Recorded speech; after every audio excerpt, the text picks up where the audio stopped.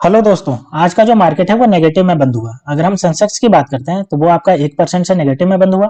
वहीं अगर निफ्टी की बात करते हैं तो वो आपका 0.97% से नेगेटिव में बंद हुआ। और ये जो नेगेटिव में बंद हुआ, इसका जो मेन रीजन रहा वो आरबीआई का मॉनेटरी पॉलिसी की वजह से रहा, जो आज डिक्लेयर्ड हुआ। ठीक है, तो चलिए सबसे पहले हम देख लेते हैं कि आरबीआई का मॉनेटरी पॉलिसी क्या रहा। तो ये हमारे पास आरबीआई का मॉनेटरी पॉलिसी आ गया, जिसमें इसने बात किया कि वो स्टेटस क्यों रखेंगे, यानी कि जो अभी रेपो रेट चल रहा है उसी को रखेंगे, उसको कम नहीं करेंगे। और इसने ये कहा कि रेपो रेट रखेंगे वो आपका 6.5 जो परसेंट जो पहले से चल रहा है उसी को रखेंगे। यानी कि आज जो आपका मॉनेटरी कमेटी जो बनी, मॉनेटरी पॉलिसी कमेटी जो हुई, उसमें जो हमारे गवर्नर गवर्नर है आरबीआई के, शक्तिकांत दास जी, उन्होंने कहा कि 6.5% से कोई चेंज नहीं किया जाएगा। ठीक है, उन्होंने एक और बात बोली। उन्होंने कहा कि बैंक जो लोन प्रोवाइड करते समय एक्स्ट्रा चार्जेज जो करते हैं, या कि मतलब डॉक्यूमेंट चार्जेज और भी कोई एक्स्ट्रा चार्जेज जो करते हैं वो नहीं करेंगे। यानी कि जितना आपको इंटरेस्ट लेना है वो आपको शुरू में ही बताना पड़ेगा, और उससे अलग कोई भी आपको चार्जेस नहीं करने पड़ेंगे। जिसकी वजह से ये देखने को मिल रहा है कि जो बैंक निफ्टी है, बैंक निफ्टी में आज आपको गिरावट देखने को मिली, क्योंकि बैंकों का जो प्रॉफिट मार्जिन होगा वो कम होगा।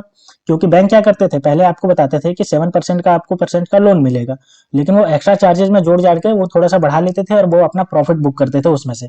लेकिन अब जो शक्तिकांत दास जी ने कह दिया कि आपको शुरुआत में ही बताना पड़ेगा और कोई भी एक्स्ट्रा चार्जेस नहीं लेने पड़ेंगे, जिसकी वजह से बैंक का जो प्रॉफिट मार्जिन होगा वो डिक्रीज होगा, जिसकी वजह से बैंक निफ्टी आपको जो है वो गिरता हुआ नजर आया। ठीक है, अगर आगे न्यूज बात करें तो अगला न्यूज जो आईटीसी की तरफ से निकल के आया लगभग 2 बजे के आसपास, और न्यूज ये निकल के आया कि ब्रिटिश अमेरिकन टबैको कंपनी जो है वो अपना 4% का शेयर इसमें से बेचने वाली है, यानी कि इसमें से कम करने वाली है।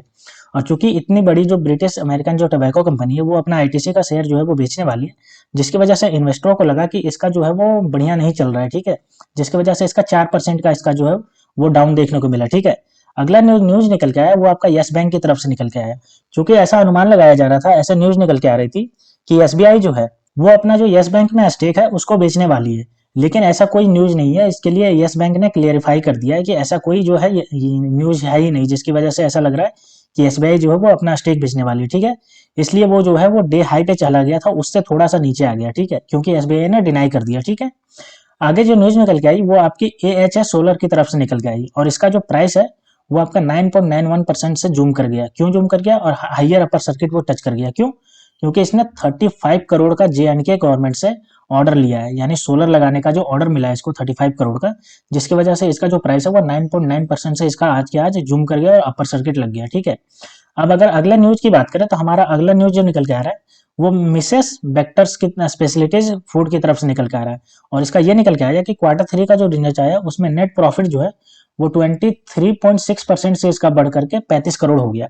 यानी कि Q3 का जो रिजल्ट है उसका 23% से इसका बढ़ा, जिसकी वजह से इसका जो प्राइस देखने को मिला उसमें वो अपर मूवमेंट देखने को मिला। ठीक है, अगर हम इसके रिवेन्यू की बात करें तो इसका देखिए 17% से इसका रिवेन्यू बढ़ा है, जो कि 429 करोड़ इसका रिवेन्यू रहा। ठीक है, यानी कि ईयर ऑन ईयर पीरियड पे इसका रिवेन्यू 17% से बढ़ा, और प्रॉफिट की बात करें तो 23.6% से इसका रिवेन्यू बढ़ा। ठीक है, अब अगला जो न्यूज निकल के आया वो आपका सुवेना फार्मास्यूटिकल्स की तरफ से निकल के आया, जिसमें इसने 3% का गेन पा लिया इस न्यूज की वजह से।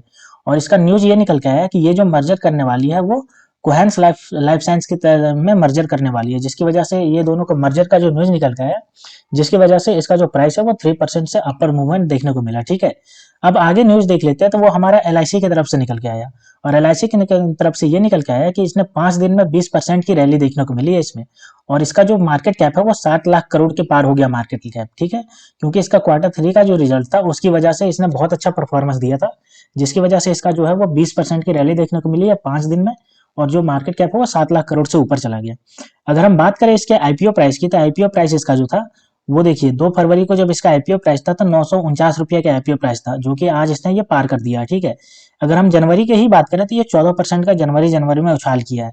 वहीं फरवरी में जो है वो 17% के बढ़ोतरी अभी तक बनाए हुए है, यानी कि 17% से ये बढ़ चुका है अभी तक, बस 8 तारीख तक में ही ये 17% तक बढ़ चुका है। ठीक है, अब अगले न्यूज की बात करें तो अगला न्यूज जो है वो पेज इंडस्ट्री की तरफ से निकल के आया, जो कि Q3 का रिजल्ट रहा। और चूंकि इसने Q3 का रिजल्ट में 23% का प्रॉफिट बुक किया है, ठीक है, जो कि है आपका 152 करोड़, यानी कि इसका प्रॉफिट जो है वो 23% से बढ़ गया, जो कि 152 करोड़ रहा, जिसकी वजह से इसका जो प्राइस मूवमेंट है वो अपर डायरेक्शन में देखने को मिला। ठीक है, अगर हम बात करते हैं इसके रेवेन्यू की, तो इसके रेवेन्यू देखिए 1229 करोड़ का रिवेन्यू रहा, जो कि 2.4% से इसका रिवेन्यू भी बढ़ा, ठीक है। और इसी की वजह से इसका जो है वो आपका प्राइस मूवमेंट जो अपवर्ड डायरेक्शन में देखने को मिला, ठीक। अब अगले न्यूज की बात करते हैं, तो वो आपका निकल के आया कमिंस इंडिया की तरफ से निकल के आया। और कमिंस इंडिया की तरफ से निकल के आया न्यूज, जिसकी वजह से इसका जो प्राइस है वो 10% जूम कर गया, यानी ऊपर चल गया। और इसने highest ever quarterly net profit and revenue, यानी कि इसका जो Q3 का रिजल्ट था वो सबसे ज्यादा था, साथ ही रिवेन्यू भी सबसे ज्यादा था।